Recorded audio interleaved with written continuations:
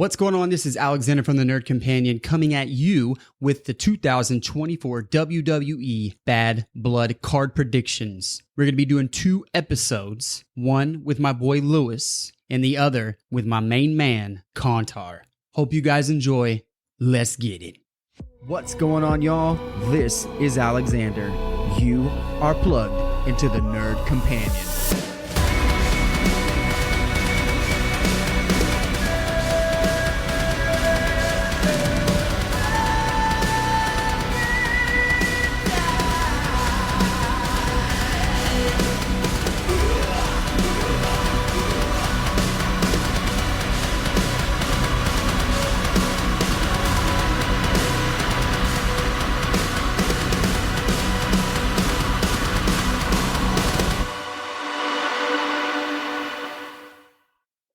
What's going on, y'all? This is Alexander from The Nerd Companion coming at you with some housekeeping stuff before we get the episode started.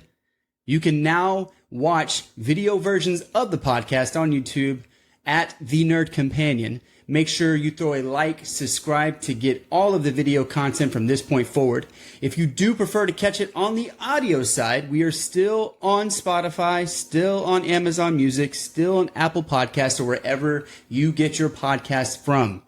I would like to ask a huge favor from all my listeners, my followers, viewers, now that I'm on YouTube, is to throw a like, subscribe, share with a friend via word of mouth, or sharing it through a text message or whatever social media platforms that you use. I would deeply appreciate it. You can follow me on Instagram at _nerd_companion on Instagram for all Nerd Companion podcast updates and shorts. You can also do the same thing on TikTok at _nerd_companion on TikTok. They both post the same content on both Instagram and TikTok. So if you follow one, it's fine. You don't have to follow both, but if you follow both, it's all good. I appreciate it. Without further ado, let's get this episode rolling. This train goes on forever. Stay starving. What's going on, y'all? This is Alexander from the Nerd Companion coming at you with a 2024 WWE Bad Blood ClashCast card prediction episode. I have my boy Lewis. What's up? What's up? The master of all of wrestling. This man knows so much about wrestling, from the grand stage all the way down to the independent scene.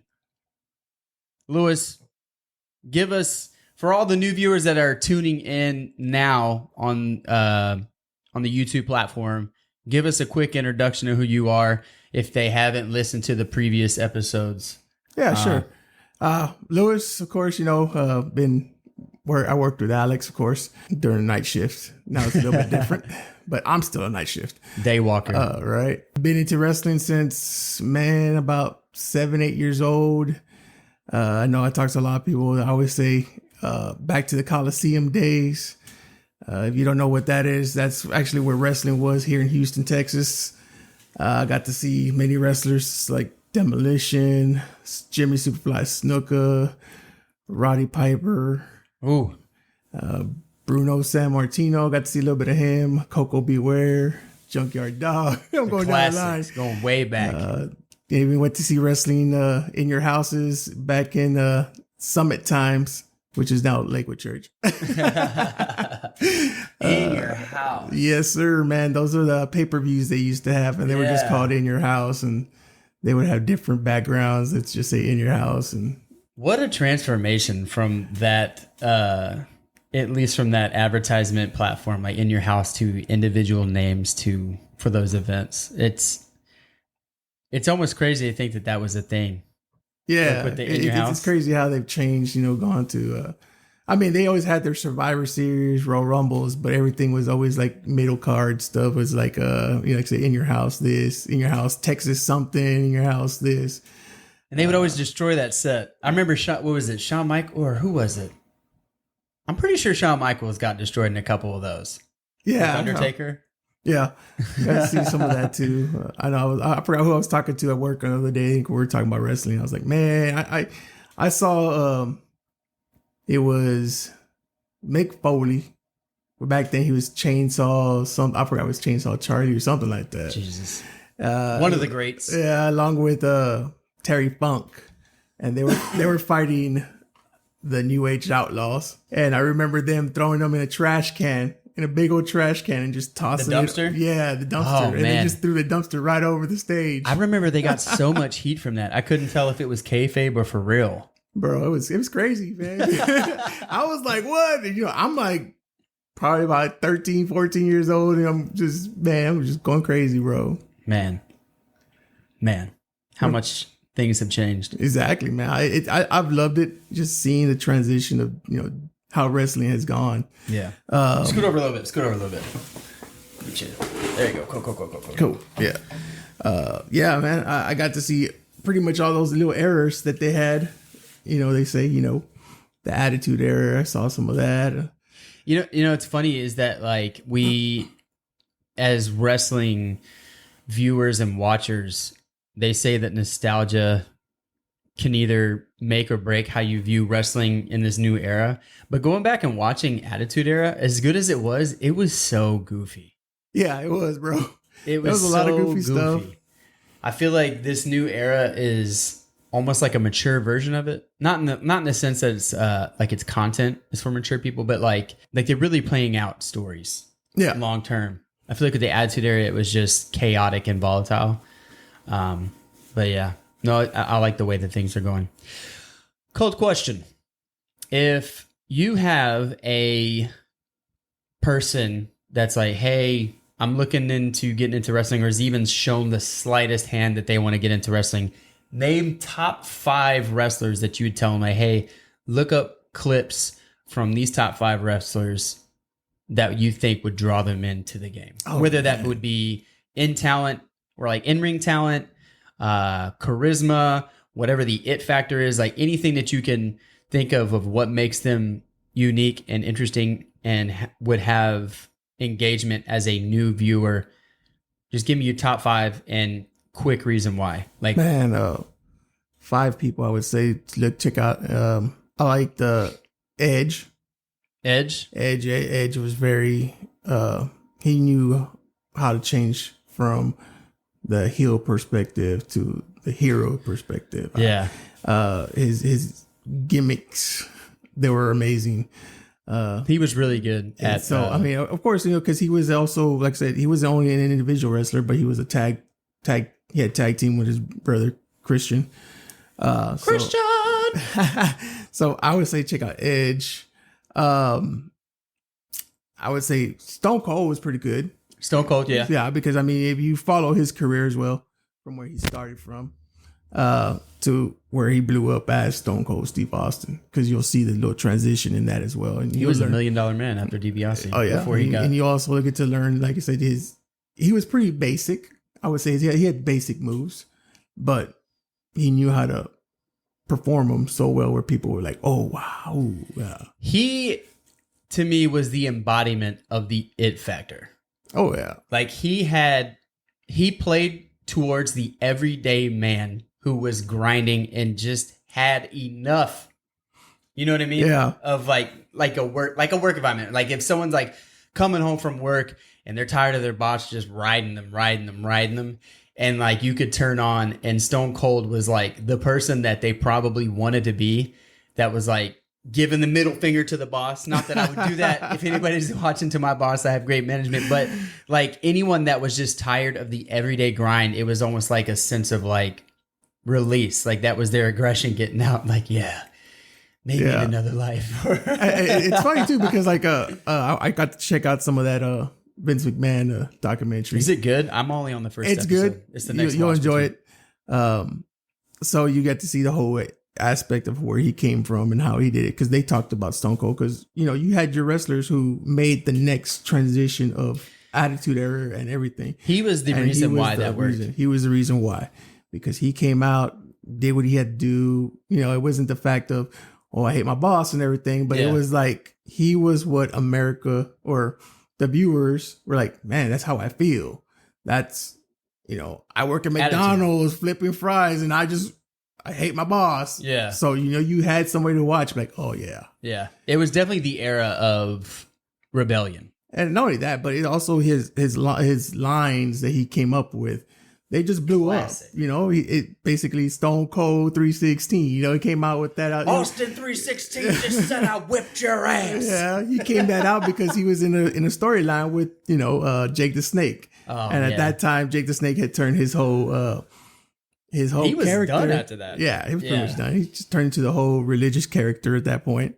And then of course, after that he didn't only have the whole Austin 316 thing, but he also had that because Stone Cold said so. Yeah, those two lines just came out on one pay-per-view, which was like he had it down.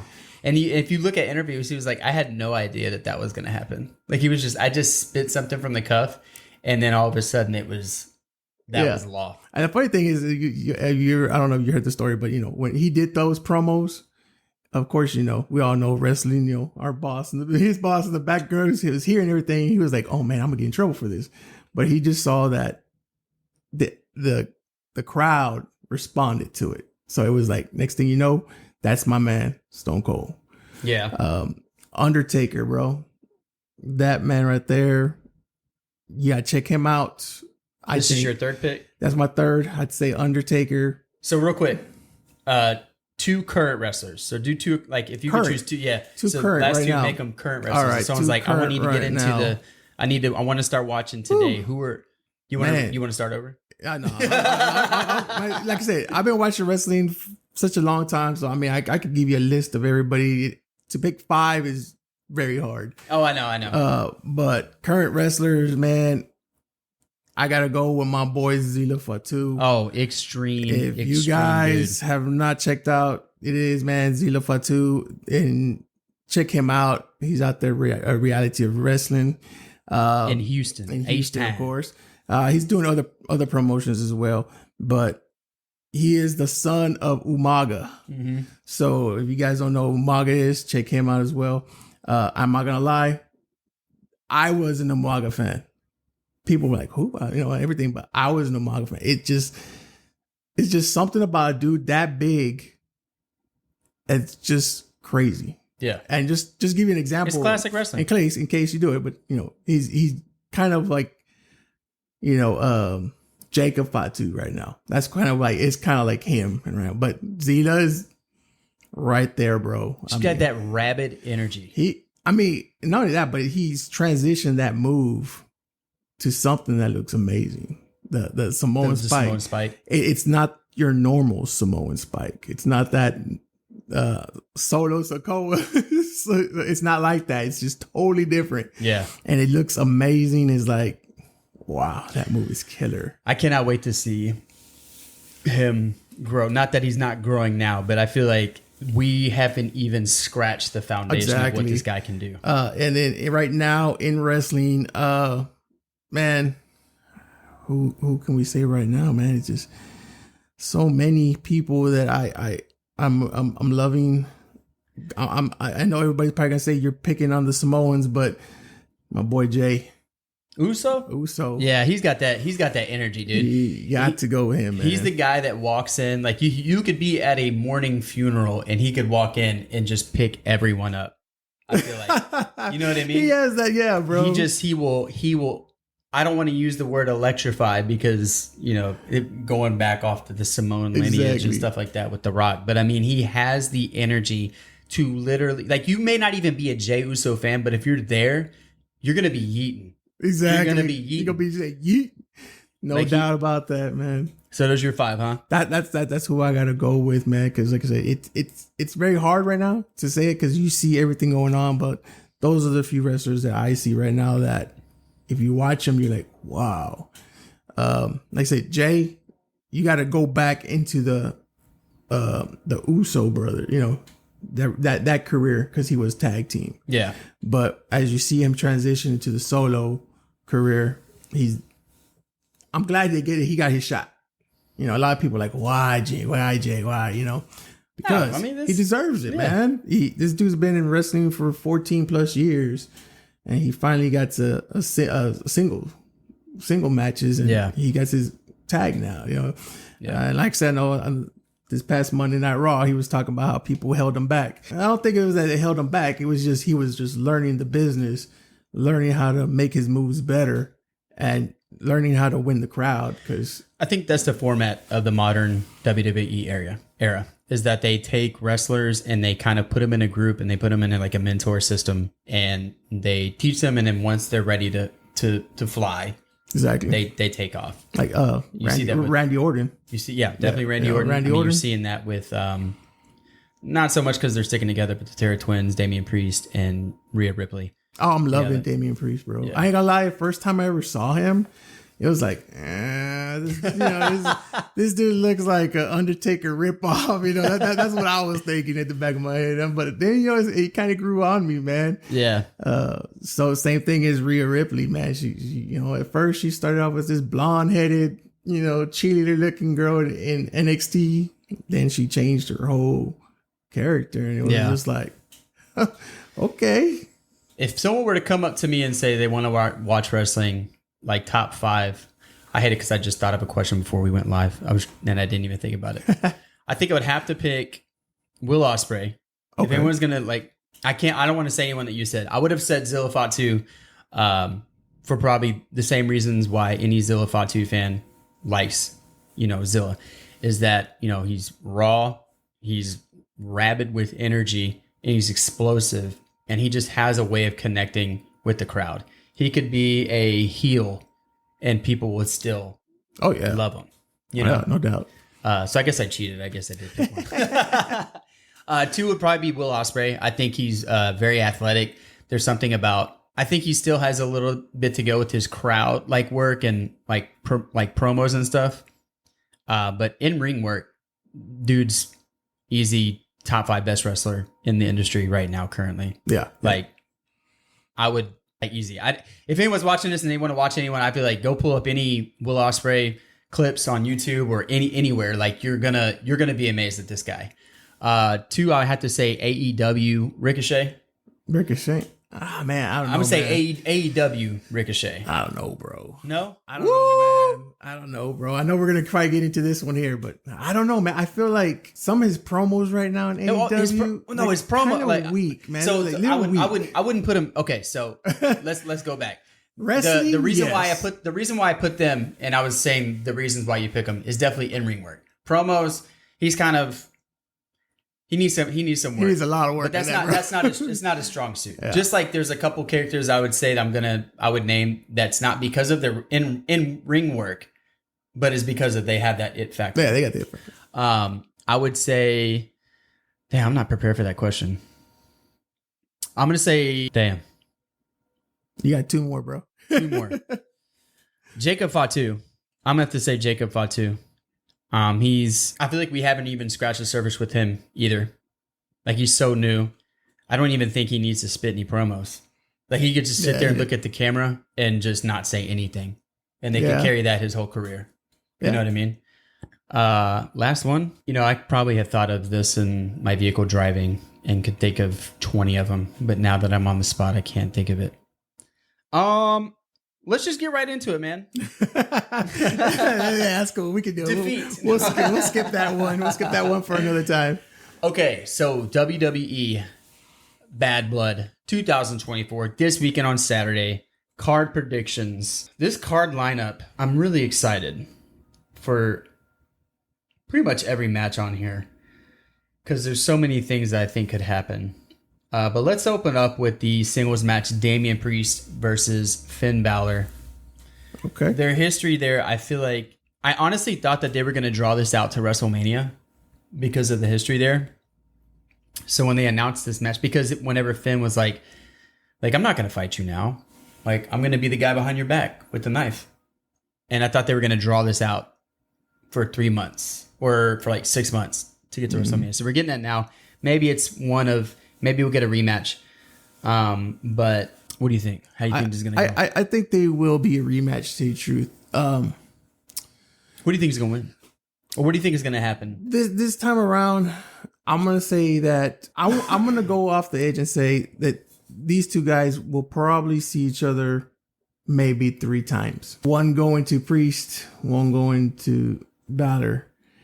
And the last one is going to be a crazy match because I feel that at that point, Finn Balor is going to bring back the demon. We're waiting for it. And the only reason being, man, they've been tossing out all those little Easter eggs left and right. And some of the times, man, you know, they had a couple of times where they're in the Judgment Day clubhouse. And they had this big old, you know, Finn Balor, the demon Finn Balor, little picture in the background or something. And it's like, why would that be there? Is it there? It's there. There's been a couple of times it's just laying there and like everybody just touches on that. So I think these guys are going to meet up 3 times. Okay. This time I'm going to have to go with, I think Finn Balor will win, and being because Judgment Day will interfere. What? Yeah. The Judgment Day will interfere? Judgment Day will interfere. Oh, no. And I just don't think that they have the Terror Twins have enough power in regard, or at least in numbers, to compete with Judgment Day. If we're looking at man defense here, not playing zone. You got Damien and then Jay might step in. That's rumors. We don't know, but I don't. I don't see his character following along with. I don't either. really don't. I thought that was like maybe like a little thing there, but I don't. To me, narratively, it doesn't make sense to have Jay intertwined with these people. And the only thing that I feel that Jay has a connection with these two is that they both come from a group that has kind of treated them badly. Yeah. Is that the only thing that I can say? But I was really going to just try to steel man you on every one, but I definitely think that Finn Balor is going to win. Yeah, Finn's going to take this one, and like I said, it's gonna have to be because, like I said, Judgment Day interfered somehow, some way. Even from like a backstage, like non-kayfabe aspect, I think Finn needs the win to make him relevant. I think having Finn lose doesn't do anything for Finn, and I don't think that Priest needs a win because he's over anyway. Mm-hmm. And I think that they need to create more animosity between the two. Yeah, well, I think it goes back to, like I said, you know, I just feel like these guys are going to meet up 3 times. You know, just so happened Bad Blood's the first match. It'll probably go all the way down to Survivor Series. Yeah. And maybe one more time later on. Probably raise the stakes each pay-per-view, kind of like they did with CM Punk and Drew. Exactly. Yeah. Yeah, because like I said, I just feel like somehow, some way, like I said, Finn Balor's going to pull that card out. The demon's going to have to come out of him. Any rumors you think is going to happen during this match? Any interesting takes? I really don't see anything else probably along with that. Really haven't heard too many rumors around the net, should I say. The interweb webs. But I just think that's the way it's going to go down. You know, Judgment Day interfere. Somehow, some way, Finn Balor going to pull out the win with the coup de grace. Coup de grace! Yeah. All right. Next one. Women's Universal Championship. Your queen, Nia Jax, versus Bayley, daughter of Macho Man Randy Savage. Might as well be, right? Oh, man.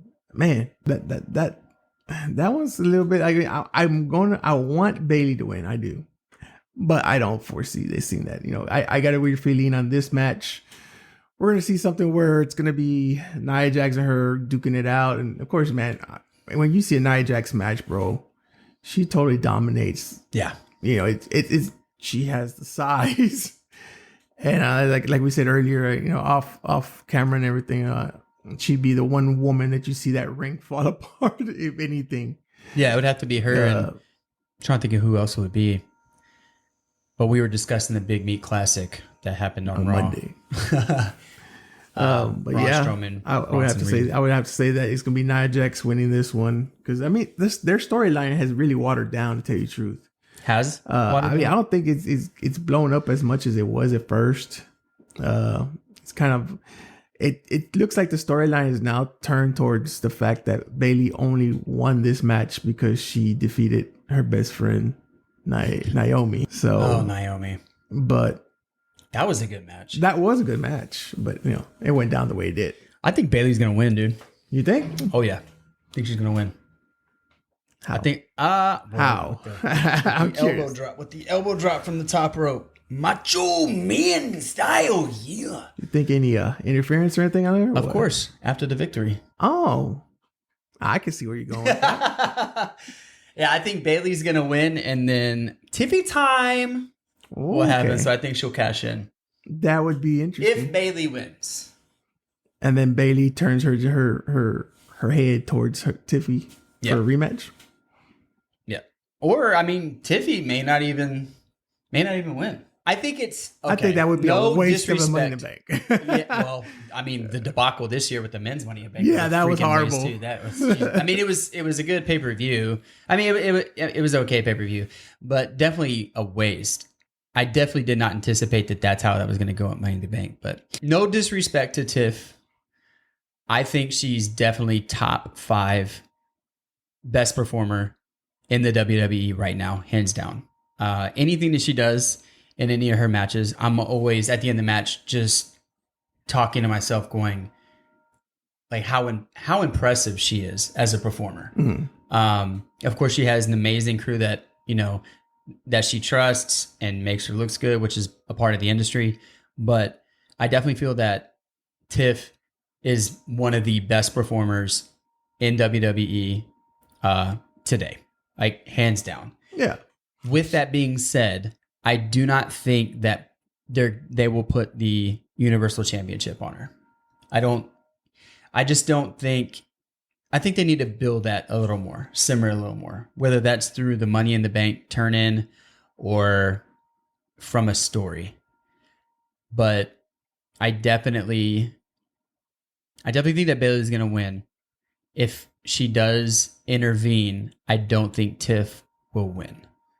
I don't think, unless she turns in on Nia at the end, because Nia obviously is treating her like trash. Backstab. Mm-hmm. Yeah. You can see that. I mean, just on SmackDown, Nia was grabbing her by the throat.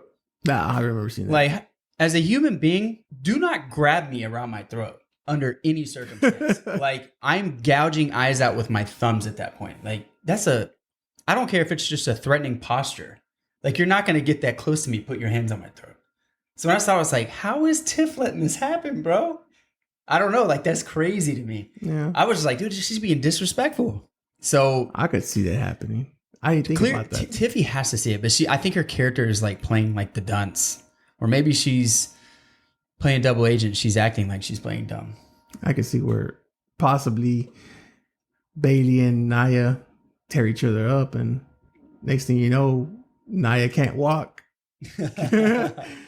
Yeah, I would like to say I love what they've done with Yes Boy and Tiffy lining them up. It's like a perfect unification of those characters. Which is funny because it kind of makes you go back and reminisce to Carmella? Back in the day, I don't know if you remember Carmella. Well, I will throw in a gentle reminder that I did not get into the new era until about you gotta check it out. Beginning of last year. Carmella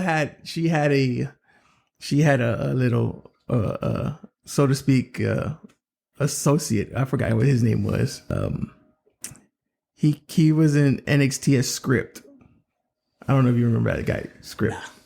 No. You gotta check it out. I gotta follow you on the history of the WWE. But yeah, I can see where your prediction is going with that. Yeah.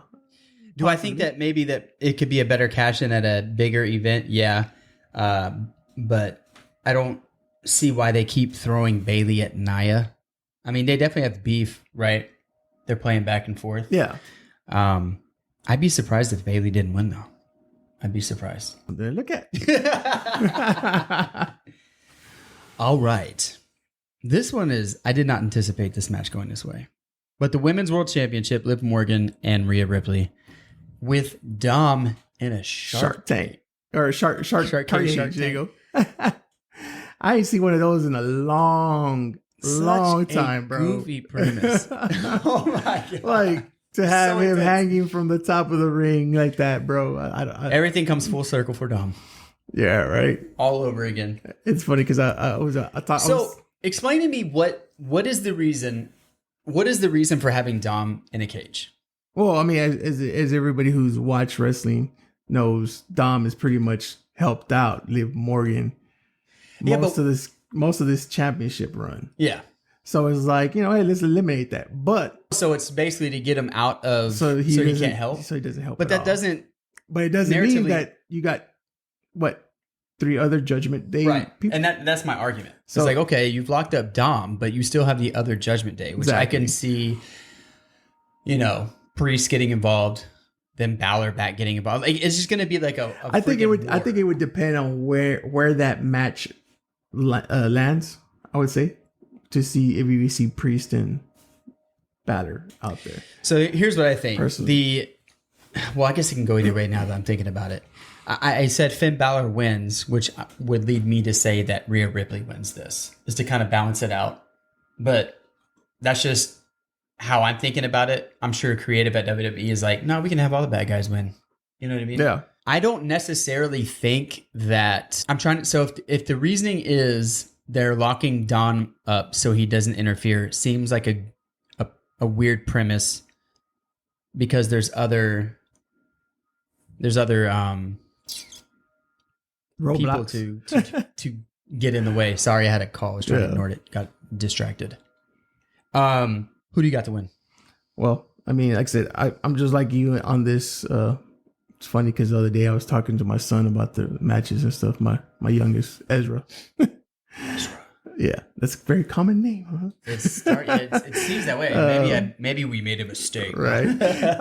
He was all like, "Yeah, I can see Liv and Rhea tearing each other up, and then Rhea winning. Mommy's gonna win." I was like, "Yeah, but what about the rest of the Judgment Day?" And he was like, "What about them?" I was like, "They can jump in too." He's like, "Yeah, I don't see that, Dad." I was like, "Okay, I guess." I mean, Mommy can smash. I mean, so can Damian Priest. I mean, they have that energy. You know what I mean? And if Priest loses against Balor, I mean, he's going to be fueled by rage. They go out there. Yeah, he's going to be like, I'm killing everyone. And I could probably say that, hey, maybe Rhea will win because everybody's going to be focused on tearing each other up and trying to, and the interference and everything. And I could see maybe Rhea turning it on Liv because she's being careless. Right. Honestly, nothing against Liv. Don't get me wrong. She is very careless. Yeah. As far as like when she's in the match, if you pay attention to that. But man, you know what I would love to see, honestly?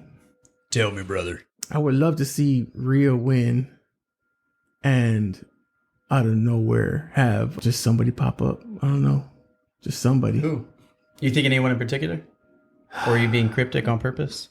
Man, I just feel like someone's going to come out that we just haven't seen in a while in this match in particular. In a while or for a first time?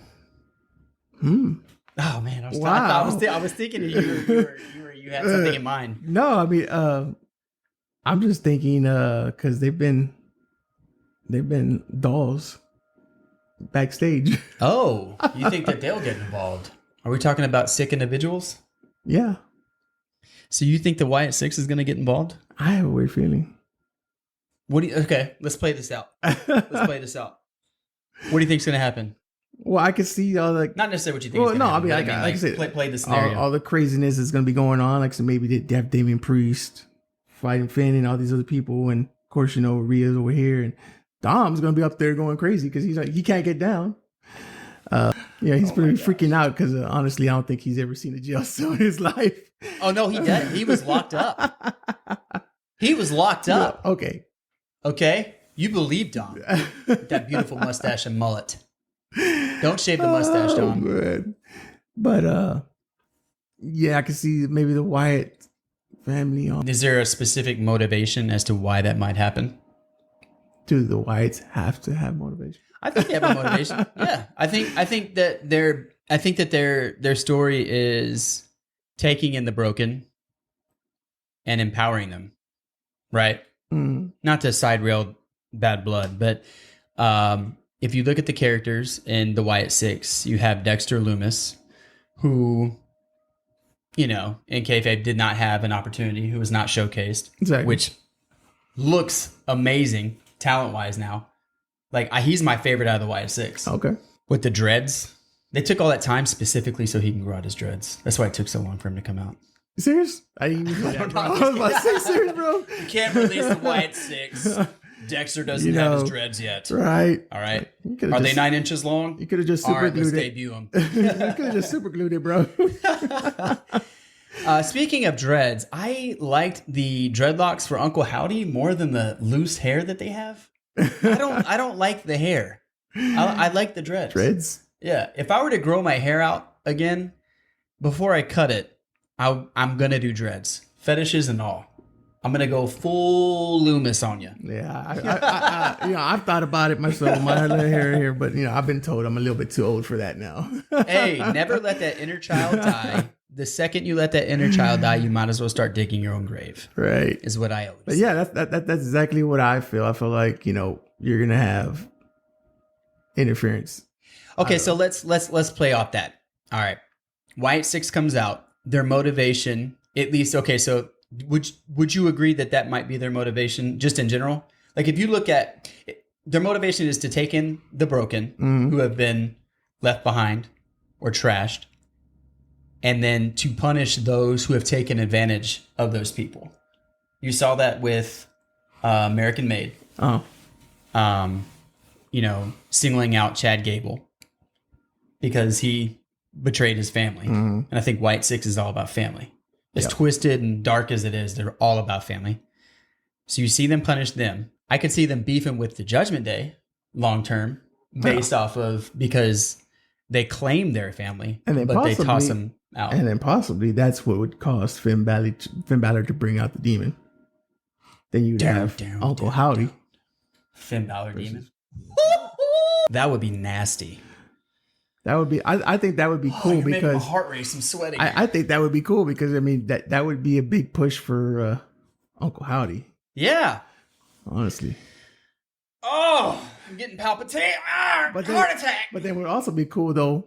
Then you got the storyline would even get even bigger because you got Jey Uso who's in this romantic thing with Mommy. Is it really romantic though? And honestly, let's be for real. When Uncle Howdy first started coming out, who was the person be like, hey, I ain't touching them. And who was it? It was Jey Uso. Yeah. So you come out, save Mommy, then you got your beef with Judgment Day. We'll see. Man, that would be so crazy, bro. I wouldn't fight it. I would love to see Wyatt 6 take on Judgment Day. I think it'd be a big push for both of them. Just with the hype, all that Wyatt 6 comes with. And then, Wyatt 6 would get pushed because Judgment Day is just, Judgment Day. So hated. Yeah. So you have Mommy for winning? Yeah, I think she's going to win. We derailed, but I really liked where that went. It's always good to have your own personal storylines thinking, hey, that could happen. Fantasy booking, man. Right. So WWE, hit me up. Just don't forget about the lowly people when you make it. All right. So you got Mommy. I think Liv's going to win. I think that to the same degree, I don't think Mommy needs a win. And I think we need more reason to hate the Judgment Day. Could see that, yeah. And I don't think that her revenge tour is over. I think they're just going to expand. And she's just so great as like a heel. Because I love when she does her laugh. Whenever she says something. She looks so goofy, bro. It's like, shut up, Rhea. That face is so goofy, dude, bro. So funny, dude. So funny. Yeah, I've got Liv. You got Mommy. All right. I really don't know where to go here from the rest of the card because I feel like both matches I'm excited about, but I'm excited about them for different reasons. I'll let you choose the next match you want to talk about. Man, before we go into the one that I think, let's go ahead and talk about the Hell in a Cell match. Is there anything else that you want to get to before we talked about the last two matches? No, I mean, like I said, other than that, I mean, like I said, I think that's what's going on. I mean, you got local wrestling, so we'll talk about that later on if you want. Yeah, we can do that. All right. Go ahead. Hell in a Cell. Who we got? Hell in a Cell, we got another match between CM Punk and Drew McIntyre. The history here is definitely bad. Bad blood. There's definitely bad blood between the two. Oh, yeah.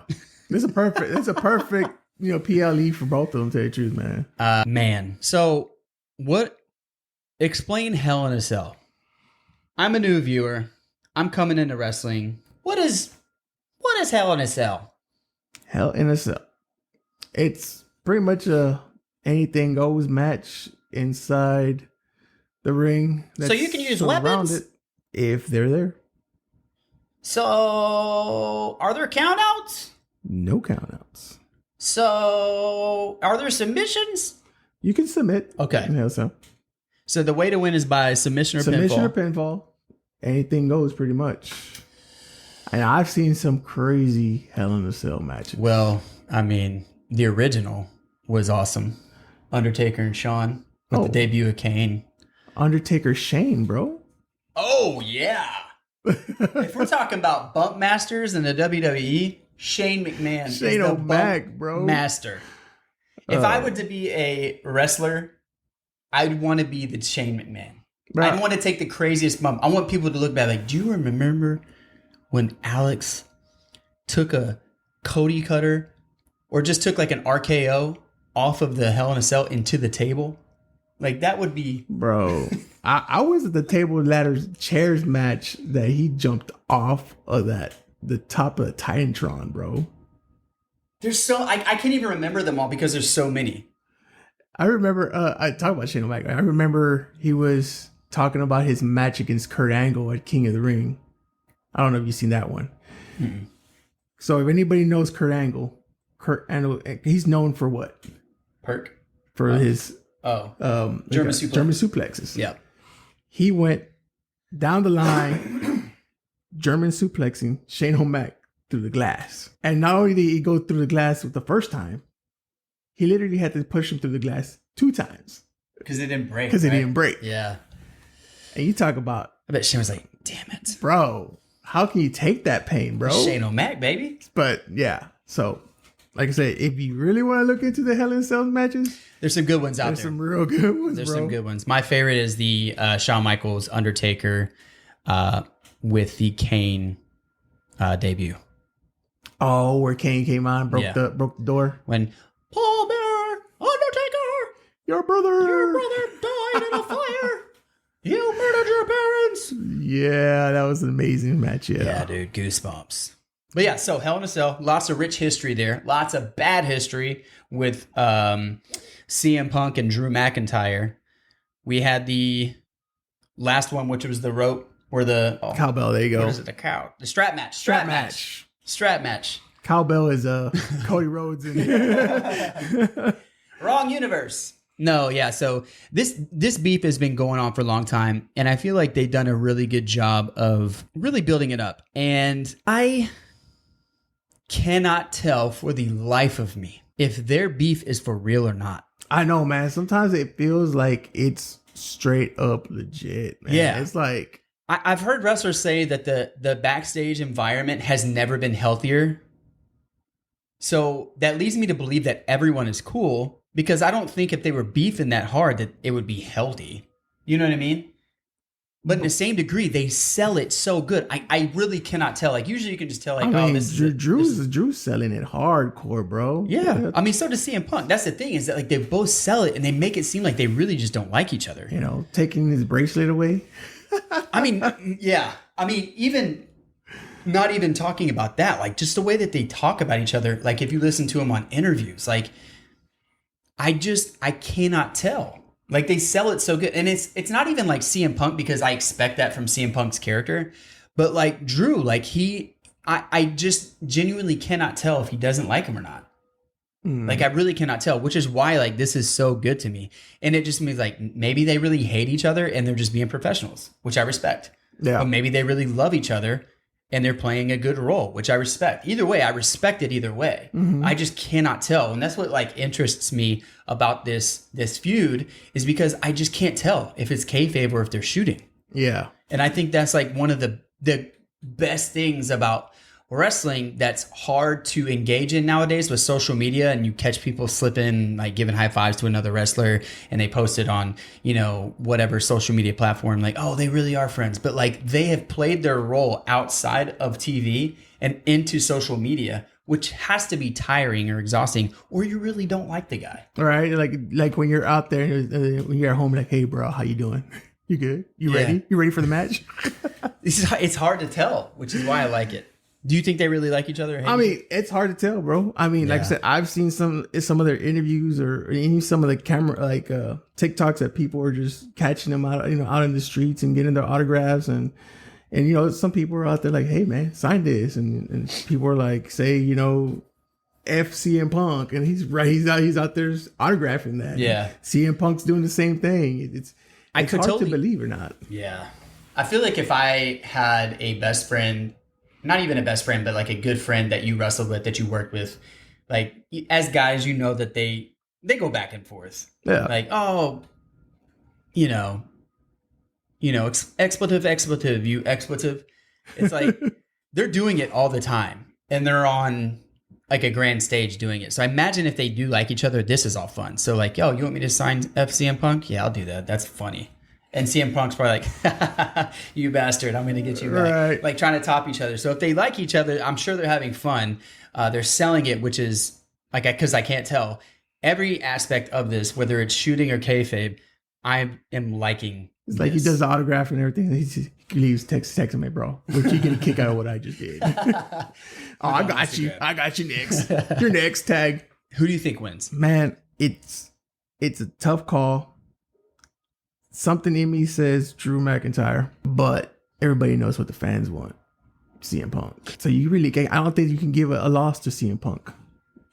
No, I think that CM Punk will probably win. Probably for everything that you just said.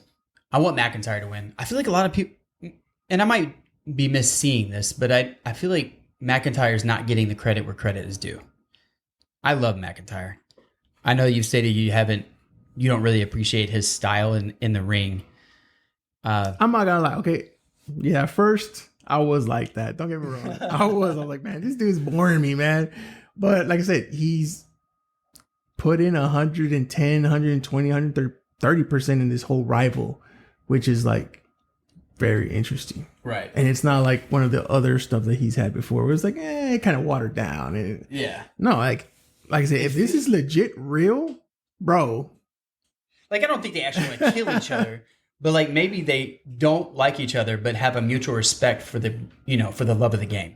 Yeah. You know what I mean? And I think where like I said, where the storyline probably plays off of is with everything that followed CM Punk to WWE, with the way AEW pretty much threw out his character, as a dude, nobody wants to work with you, nobody hates you, so hey, let's continue that. He just played that in WWE though. And I mean, he was the guy who bought the system whenever he was with WWE. Exactly. Like down to the leaving after Cena and all that. So, I mean, he plays that role good, or he plays it well, and that's just like his entire persona. Is like the straight edge hardcore kid, like that's gonna fight the system. And like I said, that's why I think personally, that's why I think he'll win, because he's a fan favorite. But like what I want to see, let me tell you what I want to see in this whole Fantasy book it, dog. Exactly, bro. I want to see CM Punk win, then turn heel, yes, and go back to Team Heyman. Okay.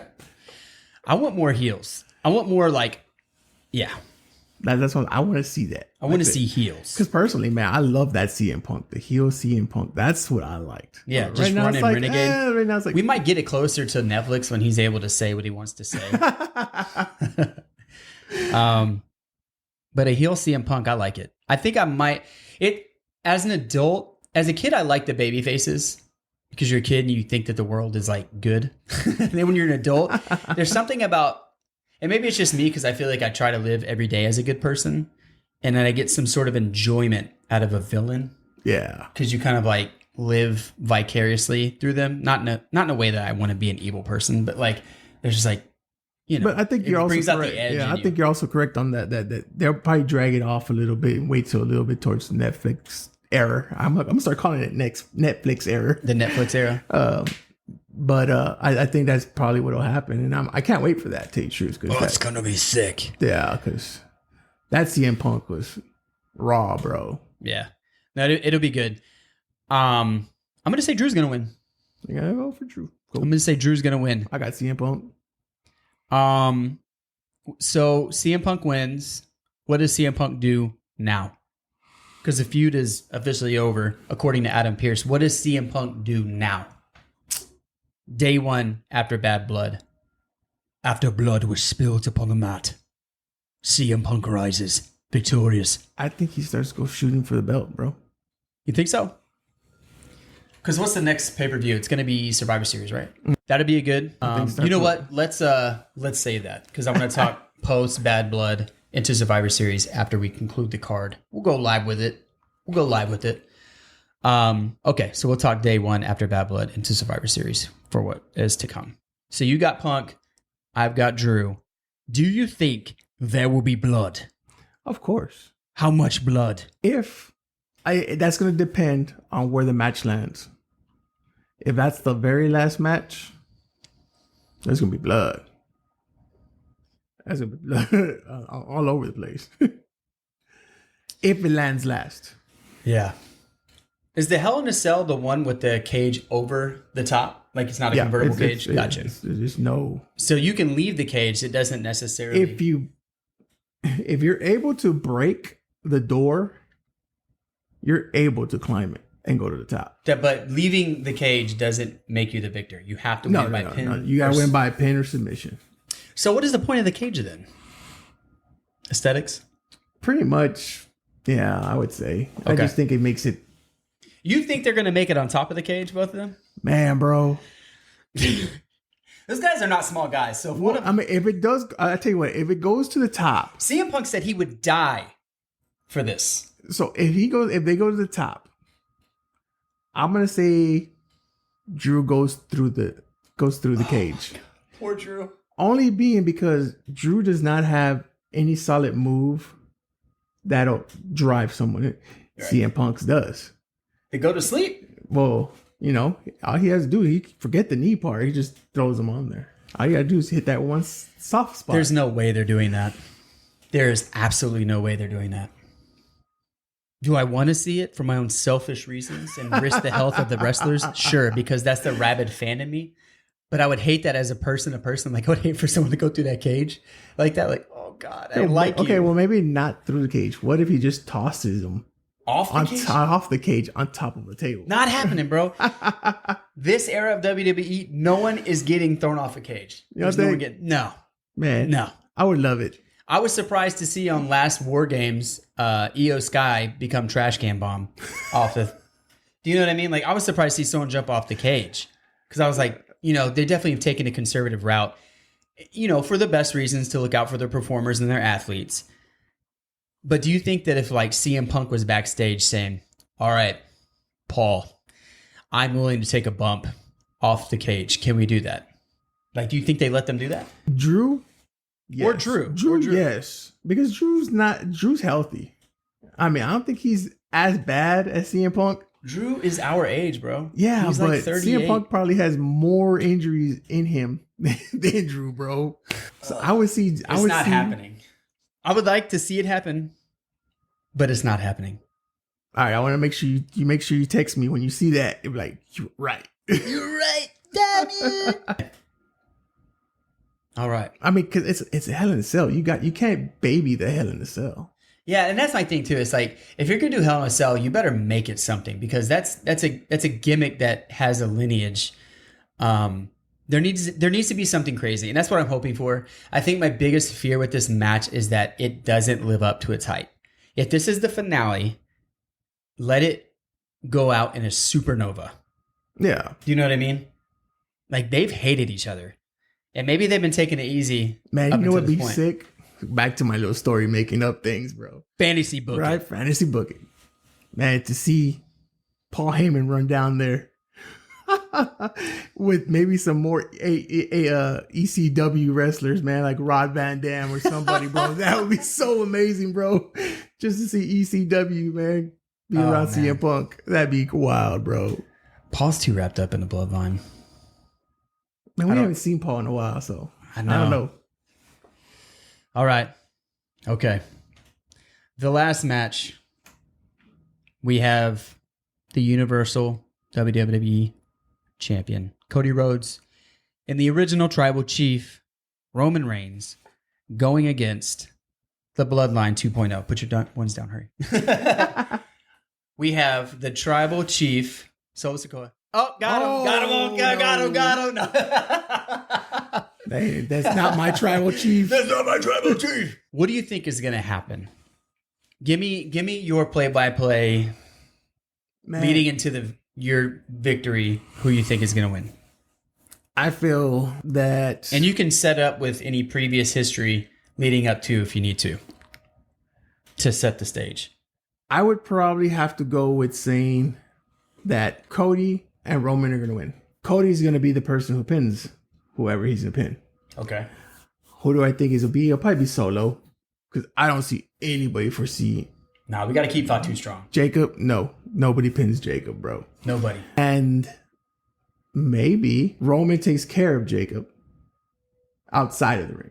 Okay. And after he takes care of him, whatever, Cody's too busy taking care of, Solo. Taking care of me like they're brawling? Yeah. Gotcha.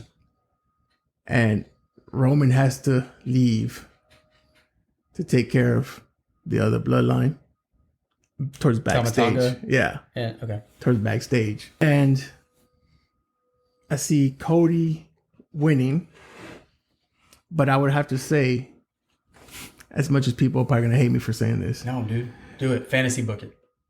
There's going to be a new bloodline member. Don't know who yet. I mean, there's a couple. There's a whole family, bro. Well, I mean, there's been people that signed. So there's been a few of them that signed. So which one is going to be? I don't know. But I just feel like this is going to be. Who has signed? I think it was, who was it that signed? Man, dude, I forgot what his name is. It's all good. So you think that there's going to be a new There's going to be a new bloodline member, which will cause everything to lead up to the Survivor Series match, where it'll be Team Roman versus Team Solo. Who's going to be on Team Roman? I think you'll see the return of Jimmy. Please give me Jimmy. I hope, I really do hope it's a return of Jimmy. Right. And then I think you'll see Jimmy probably trying to recruit Jay. Say, hey, bro, let's do this again. I don't think it'll take much. But we'll see. But who would be the fourth member? There's rumors saying, well, let's get Sami Zayn involved. No, dude. It's I really gonna hope be blood. I really hope it's gonna not. Be blood. It's going to be Samoan blood in there. But I am hoping that it'd be another Samoan. I could see them going honorary Uce on that one, which to me would just be like, what are y'all doing? No. That's over. So I mean that's what I think is gonna happen. I think Solo will lose only because Cody's gonna pin him. And then of course you'll see the new bloodline member. What do you think? All right. Go ahead. Story time. All right. Fantasy booking. So over the past 2 weeks, I put out 2 ClashCast shorts on my social media, on TikTok and on Instagram. So the first one, this is what I think is going to happen. Okay. So I think that, we are starting to see a discourse cracks in the foundation between Cody Rhodes, Kevin Owens, and Randy Orton. With Bash at Berlin, we saw Kevin Owens and Cody Rhodes. Mm-hmm. Even before that match, we saw Kevin Owens maybe feeling tempted to maybe going back to that old KO way where he just stuns everyone, hits he doesn't, the Stone Cold attitude. Don't trust anyone. I'm here for me. If you don't like it, you're in my way, you're going to get demolished kind of way. WWE has been putting that out there. And even until that last SmackDown, you see Kevin Owens still showing aggression.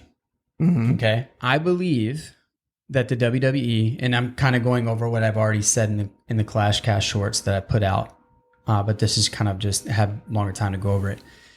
I believe that WWE is using Kevin Owens as a red herring, using him as a distraction from something else that is going on. We have seen in the past that Randy Orton is someone that is a snake.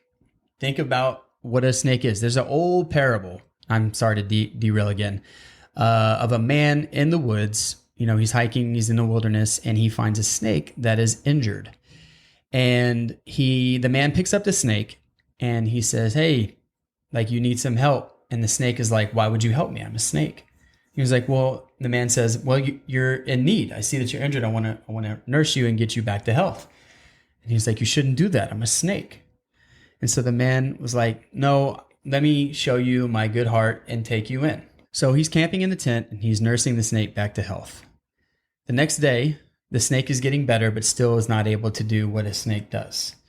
And so the snake is like, still, you take care of me. Why do you take care of me? He's like, because I want to show you my good nature. I want to take care of you. He goes to sleep and he wakes up in the morning, but before he can move, he feels pricks in his arm. He looks over. The snake has bit him in the arm. He's shooting venom into his arm, and the man is now dying. And so the snake releases his grip, and the man is like, why did you do this? I nursed you. I took care of you. He was like, I'm a snake. I asked you the question on the first day, why you would take care of me. I told you I was a snake. On the second day of you nursing me, I asked again why you're taking care of me. I'm a snake. He's like, I gave you, you know my nature as a snake. You are a fool. And so the snake leaves. It's probably like a rough way of how that parable goes, but it's basically the same story. You don't trust a snake. You know what I mean? Of course. Some things you can't run and, mend over a good heart. Give that being said, I don't think that this was the intention of WWE using that parable, but I think about that parable a lot when I think of RKO. You see on his merchandise the snake. He's the viper. You know what I mean? Randy Orton has shown in some backstage clips months ago that he was looking over at the WWE title. Nothing crazy Easter egg saying he was going to do anything. Mm-hmm. He has said multiple times that I have your back. He is the only one that hasn't shown any physical posturing or aggression towards Cody Rhodes. But if we go back and look at the history between Randy Orton and the Bloodline is the reason why Randy Orton was injured, whether that was like a shoot for real or if it's kayfabe. He was out for an injury because of who? Exactly. The Bloodline. If anyone has any real motivation to not trust the Bloodline or not trust anyone who aligns with the Bloodline for whatever cause they might deem admirable, it's going to be Randy. Kevin Owens has the attitude of, I believe, like a teenager who is just like will show physical aggression but next minute might just be okay. He doesn't really have any ulterior motives other than like for himself. Randy Orton is a cerebral man who will sit and wait to strike like a snake. With that being said, going into the match, everyone is thinking Kevin Owens is going to betray Cody Rhodes. People have even thrown out Sami Zayn is going to betray Cody Rhodes. Sami Zayn has too good of a heart. I don't see him doing that. Yeah, I don't see Sami Zayn doing that. Randy Orton is going to betray Cody Rhodes.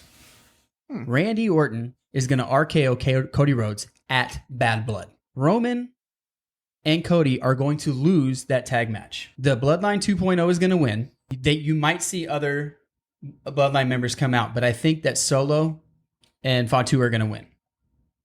This is going to give reason for Roman Reigns to really get revenge on the civil war that is going to occur at Survivor Series. Jey Uso, now bringing gold back to the Bloodline, not world or universal, but gold nonetheless, gives the old Bloodline power in a metaphoric sense that he has a belt.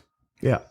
I think it's enough for Roman and maybe be the catalyst for Jey to come back, assuming that Jey's healthy with all these rumors floating the internet.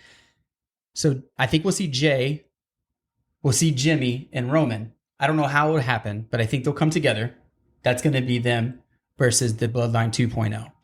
Now they have 4 members and they will have 3. So the big discussion here is who is going to join Roman, Jey, and Jimmy.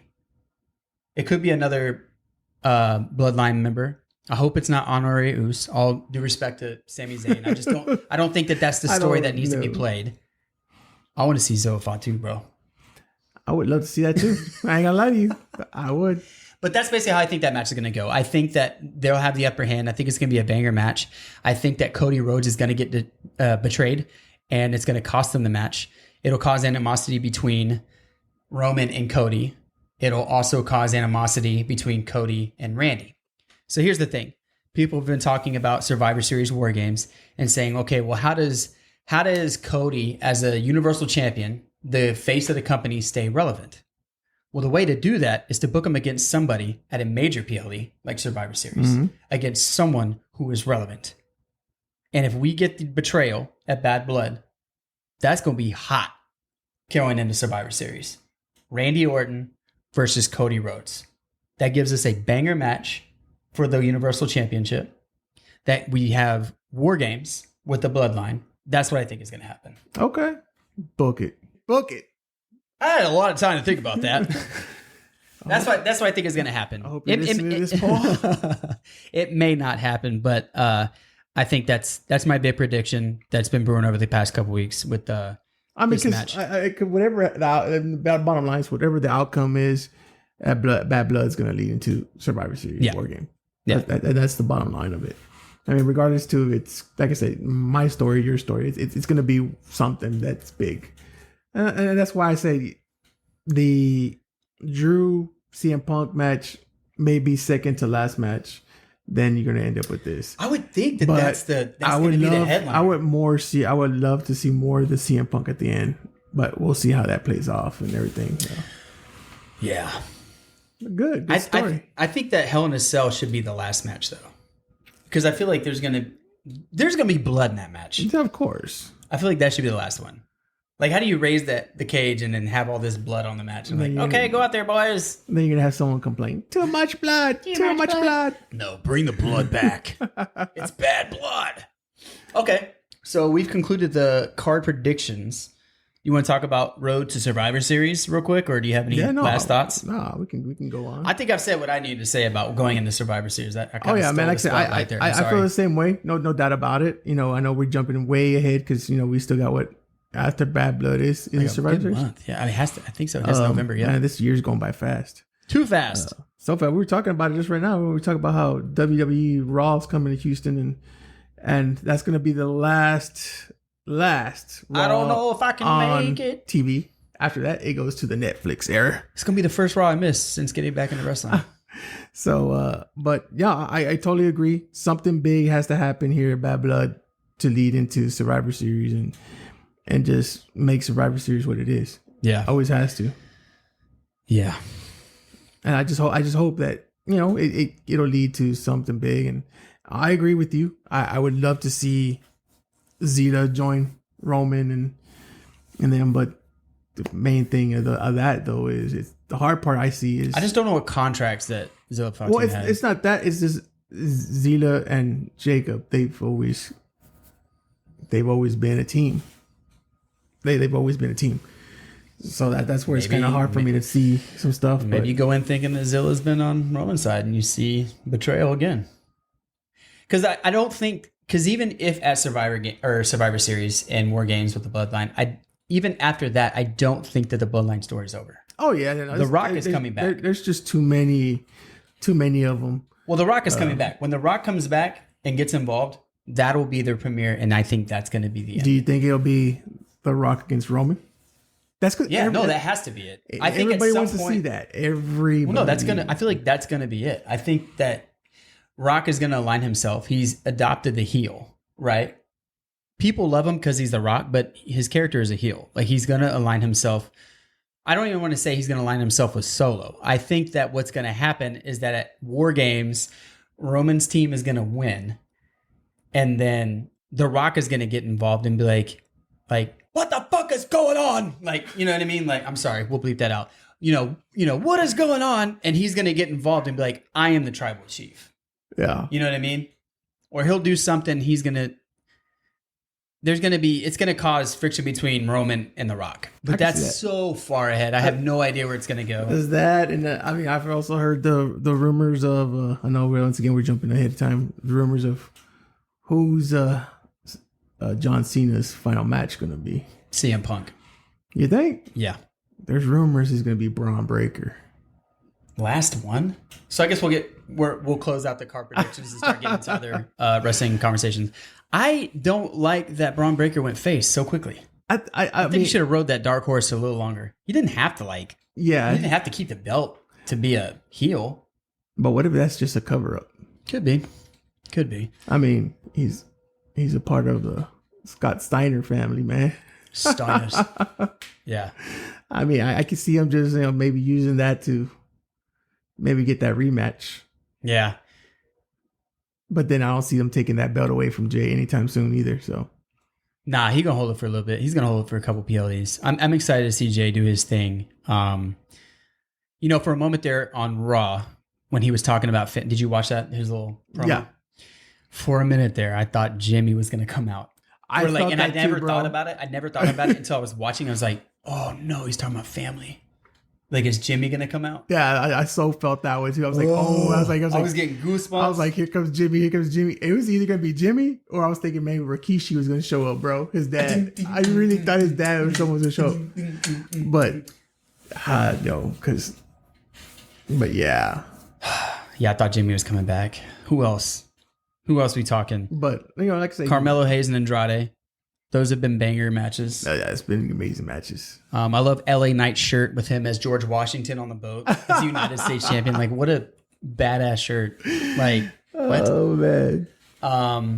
What else is like really good with WWE right now? I really want to see Dom I don't ask him for a beat face. I want to see him in more matches.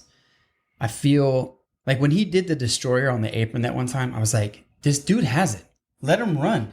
Yeah. Like, let him run. Like, put him with people like, obviously not Andrade because he's on SmackDown, but put him with people who wrestle like that. Like, the dude's got talent. You know what I mean? Yeah. And I know this so early and he's got so much room to grow. But I'm just like, man.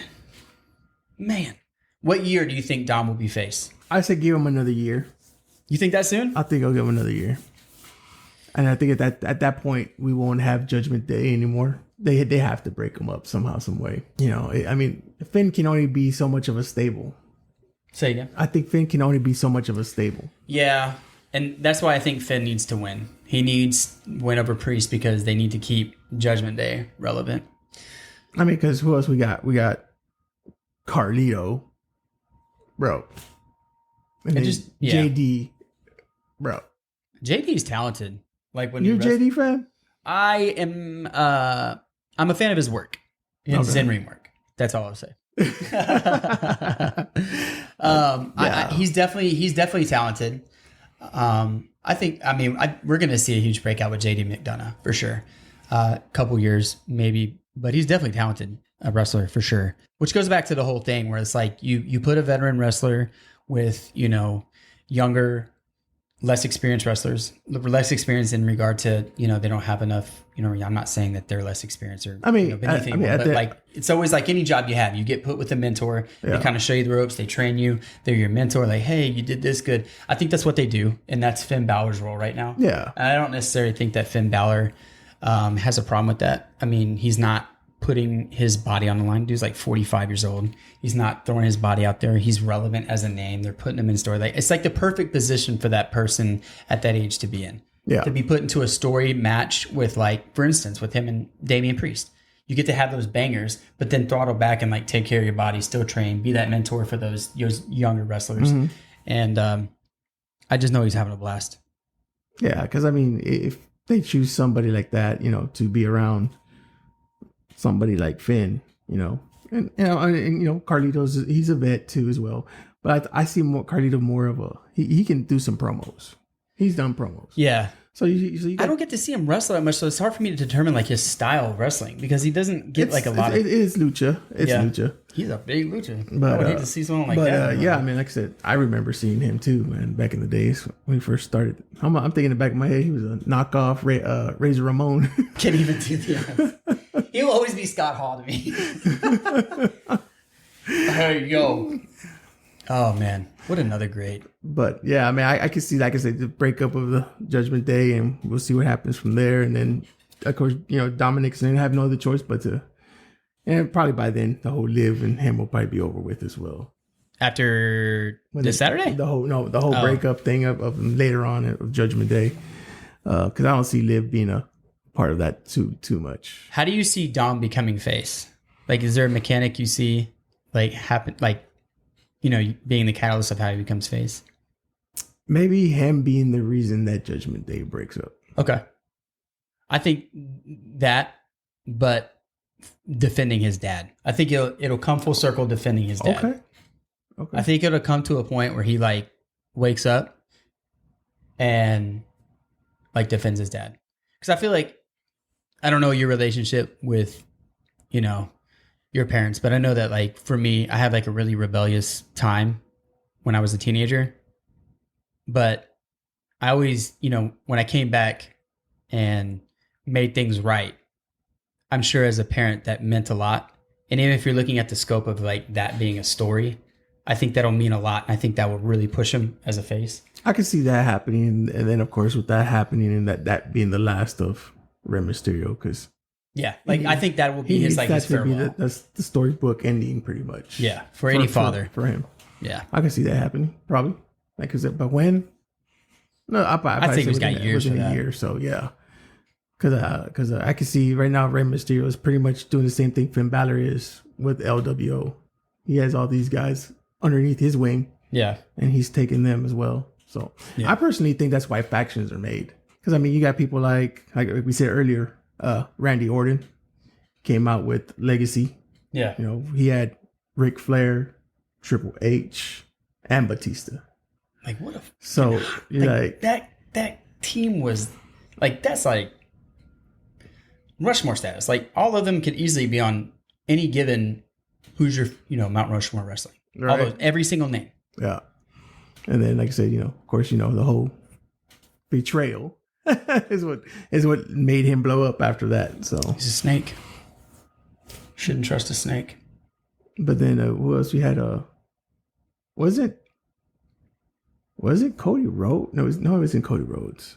Cody Rhodes was in something, wasn't he? Yeah, he was actually with Randy Orton. Yeah, he was a part of the new Legacy, right? Yeah. It was him and that's why the history goes back. That's why I think that if there's a betrayal, I mean, it's going to mean something. It'll mean something now because, you know, they're supposed to be friends. But for those that have been watching it for decades, understand that there's a history there. Yeah. Back in the day when Cody didn't have... Well, you remember when we used to put paper bags on people? Bro, you remember when he had that mask because they broke his nose? I'm not beautiful anymore. I don't know what you said. I actually missed the entire aggression era. I got out, I think when Stone Cold like was not getting too involved is when I kind of fizzled out. He really was my favorite. And then Triple H too. But yeah, I missed that whole thing. I had to go back and watch all the pay-per-views in order. I don't know if I can do every week episode, but go back and watch the pay-per-views. But because I know that there's probably a lot that I missed out on. Yeah, I missed out on all of CM Punk. Missed out on all of John Cena, which is why I don't like have like a huge. Or you didn't miss too much about John Cena. Trust me, man. No, I mean some of the stuff you're gonna be like, oh my goodness, how did they pick this guy? Because I mean, he went from being Mr. Ruthless Aggression to rapping. We were talking about that the other day at work because one of the guys was talking about how he's just now into wrestling, and I started telling him, who was it? One of the security guard guys. He said he talks to you every once in a while too. Oh yeah. Every Monday before I get off, he's like swapping it to Raw, and like I can see, like all the people. Like you get some people out there in the lobby, they're like, oh yeah, and I'm like, damn, dude, like people watch this stuff, man. Yeah, we were talking about all that. We're like, man, it was like, dude. Why? Actually, I posted that up on my Facebook a couple of days ago because I was watching once again the documentary on Vince McMahon, and they showed the scene of John Cena coming out in the cool Astros jersey. Oh yeah, and he was rapping, and I was like, I was there. I remember those. I remember everything he said. I was there. I was like, but man, yeah, John Cena, he's gone a long way. He's gone a long way. He seems like a really genuine guy too, like a really nice guy. Like if you had a flat tire and he drove by, he would pull over and help you change a tire. Like he seems like that genuine of a guy. Then he comes off that way. Then you're like, can you sign my tire? No, dude. I I'd be so scared to ask. Like when you hear those stories of like, you know, when wrestlers like, please don't approach me in the airport and, you know, asking for autographs and stuff. Like, I don't even think I could ask anyone for an autograph. Like, I'd be so like just scared to ask them. Like, I'd see them and be like, respect. Like we were at the Texans game. I saw Andre Johnson. He was just at there at like the little club bar, and I was like, oh, respect, dude. And he was like he wasn't enthused at all. Like he gets it all day. What else do you want to talk about for WWE? Oh man, like I said, we're just getting ready for the next couple of months, getting ready to go to Netflix era. It's gonna be wild. So I really can't wait for that, to tell you the truth, because I don't know what to expect. Because it's Netflix, bro. Yeah, it's gonna. You never know. You never know. I think it's definitely gonna ramp up aggression style. Hell yeah. So, well, thanks for coming by, dude. For sure, man. Like I said, other than that, what I did want to say real quick, man, is if I'm only saying this because my boy, I talked to him the other day. As you see, I'm wearing the Riot Wrestling t-shirt. If you live in Houston, if you Santa Fe, League City, Galveston, they got a show coming up on October. What's that date? Let me tell you what that date is real quick. Because I've been trying to get you to go out to the show, bro. Let's see here. We got October 19th. You talking about Christian? They're going to be there at it's going to be at the Santa Fe Fire Department. All right, right on. So, you got to go out there. I'll send you the flyer and you can probably post it up, whatever you want to do. Oh yeah. I've gone to two independent wrestling shows recently, and I have to say the energy is raw. Well, It's you know, and that goes absolutely back to your question earlier. You know, like I said, I know we were cutting up, but you know, you say what should anybody who's getting into wrestling do? And check out your independent scenes. Yeah. No doubt about that, because, you know, yeah, we talk about WWE, AEW, you know, TNA, all that stuff, but your local wrestling, man, you gotta go promote these guys, because these are the guys that you will see in the future. You know, and it's kind of like people don't, you know, wrestling is an instance of this, but like people don't really understand it until you go. Exactly. Like even if you're not a fan, you go, you're like, holy shit, like that was wild, because you get in there, you feel it, you get amped with the pace of the match, and then like, oh, this guy's a bad guy. Like you get into it. You know what I mean? Like it's a completely different experience. It goes like to the wrestlers, like you said. We talked about Zila Fatu. He's out there in reality of wrestling with Booker T. Man, guy that you want to check out. I've been telling you, we need to get him on the show. Chris Carter. Come on down, Chris. Man, actually, I've been talking to him, because he's actually been down to Guatemala. He's in Mexico and stuff like that right now. Doing the thing, man, blowing up on the scene and doing crazy things. Talk about the change. Chris, come on down, bro. We got the boy Diego de la Cruz from La Familia. Like I said, I've been trying to tell you about him as well. They just had a show this weekend. I think they tore it up. Man. Whew, they got so many other wrestlers, man. They're just blowing up. If you guys come see them in the next couple months and years, you'll see them. Perfect example, man. Our boy Brian Keith. Yeah, he started off. Come on, Brian Keith.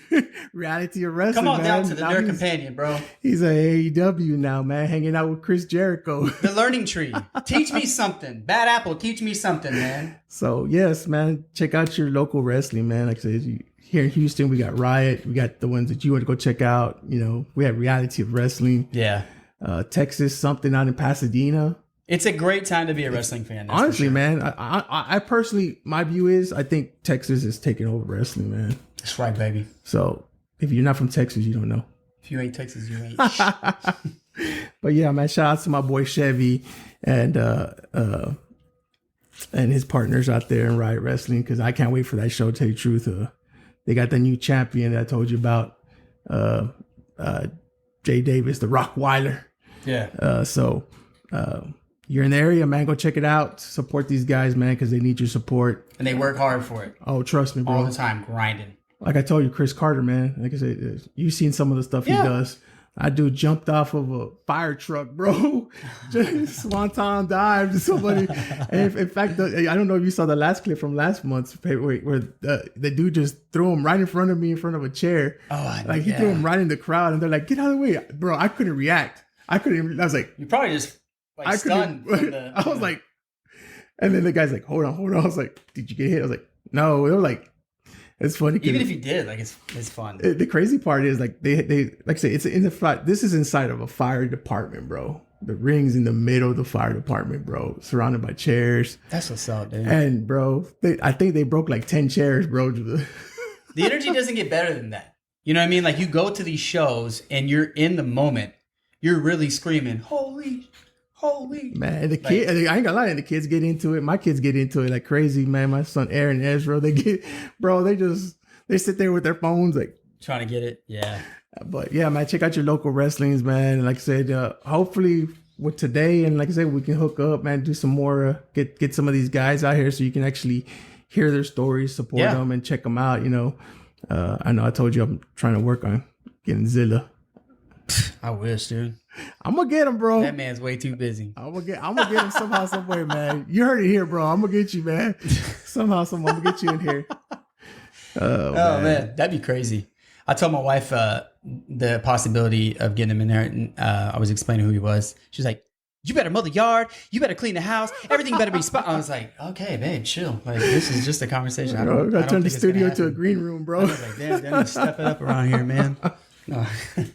Thanks for coming out, man. Oh, for sure, bro. Not a better person out here to shoot these cards with.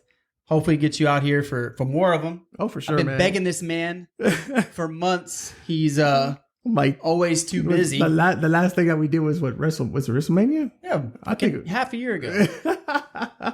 Hey, he loves to see somebody grovel and beg. The last time it was like we were just on Spotify. That was it, bro. So. Yeah, no camera. Now we get to catch the expressions. Yeah, but bro, appreciate it, man. Yeah, and okay, we'll get you we'll get the next one for sure, man. And like I said, I love it, man. Any plugs you want to get out? Man, just just shout outs to you, man, Nerd Companion, everybody who checks it out. Appreciate it. You know me, when I go out, I do videos. I always plug Nerd Companion, even if it's underground, you know how it is. I always send you the videos. So if you guys, some of these wrestlers, you'll see under his little section in the Facebook, stuff like that. I said, my shout outs to the boys from Riot Wrestling. And finally, of course, to my kids, Aaron and Ezra. I know they're going to love to see this on YouTube because they always talk about creating their own YouTube. And of course, for my beautiful girl Brenda, for allowing me to do this with you guys, because hell yeah, you always got to get the bride's permission. Always, bro, always. But appreciate it, dude. Hey, thank you so much. It's for the love of wrestling, baby. Do it for the love of the game. And hashtag wrestling is real. It is.